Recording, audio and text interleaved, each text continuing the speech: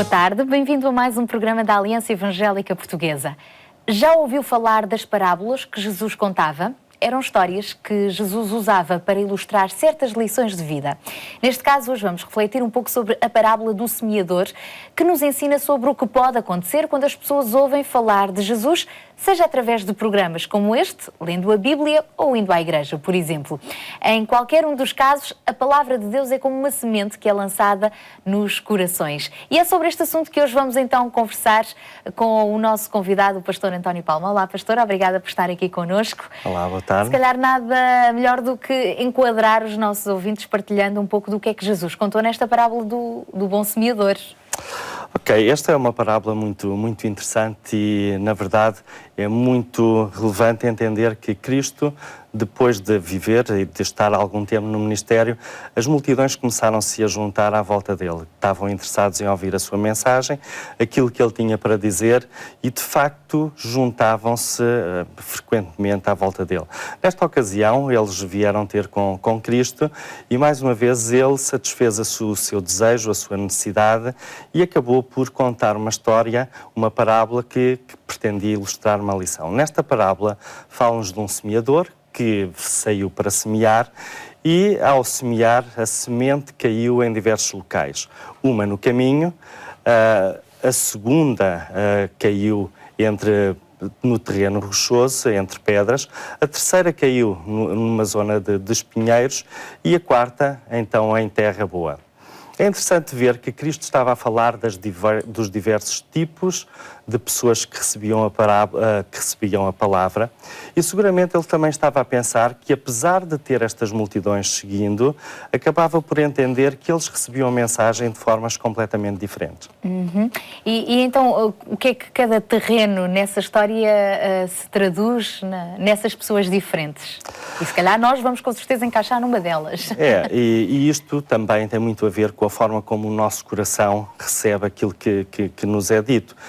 E aqui nós temos o semeador que fala claramente de Cristo nesta situação, mas também esta é uma parábola universal que também foca cada pessoa que ao longo dos tempos, como eu e qualquer outra pessoa, que acabe por anunciar a mensagem do amor de Deus à humanidade.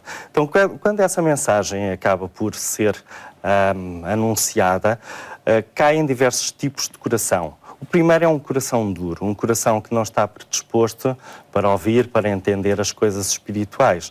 De alguma forma está centrado em si próprio, nas suas necessidades, no seu eu, e dificilmente entende que existe um mundo espiritual onde temos o nosso Deus, o nosso Pai, o nosso Criador. Então rejeita e por simplesmente diz que isso não é para ele, é uma mensagem que não lhe interessa.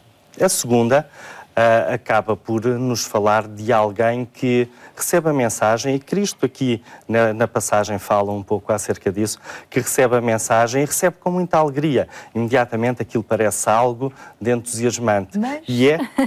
Mas depois não tem raízes profundas, não tendo raízes profundas não se alimenta e quando vem qualquer adversidade, algum problema, alguma perseguição, eles acabam por desistir. Depois temos aqui cresceu entre os espinheiros, entre os espinhos. Começa a desenvolver a sua vida, ouve a mensagem, o seu coração até aparentemente aceita e começa a desenvolver a sua vida. Contudo, quando começa a viver, começa a ver que há muitas solicitações à sua volta. O desejo de fama, o desejo de poder, o desejo de dinheiro, o desejo de bem-estar acaba por o desviar do seu caminho e ele então desiste deste caminho. A última, então, é a terra boa. A terra boa é aquela que é o coração que está disposto, que ouve, que entende, que compreende quem é Deus, como Ele revelou o seu amor, está disposto a segui-lo e dar a sua vida para cumprir com esta mensagem. É interessante porque nesta história, ao mostrar esta diversidade de pessoas, Deus também mostra que depende de cada um a forma como reage à mensagem que é partilhada sobre o amor de Deus, não é? Nós podemos rejeitá-la, nós podemos achar que é muito gira, mas amanhã já nos esquecemos, ou nós podemos realmente assumir um compromisso com Deus. É algo pessoal, não é? E Deus dá-nos liberdade para isso. Mas como vimos, o terreno fértil, aquele que dá bom fruto, é aquele coração que recebe alegremente a mensagem de Deus e que deseja continuar, criar raízes profundas. isto também mostra que realmente a palavra de Deus pode dar bons frutos para a nossa vida. Rapidamente, para terminar, que frutos são esses? Bom, os frutos, é interessante, existe uma passagem que nos fala acerca dos frutos do Espírito, no fundo de uma vida entregue a Cristo, que é o amor, gozo, paz, longanimidade, bondade, benignidade, fé, mansidão, domínio próprio, enfim, são uma série de frutos que só eles nos dariam pano para mangas. O amor, que é a capacidade de nós darmos sem esperar nada em troca, cuidando uns dos outros.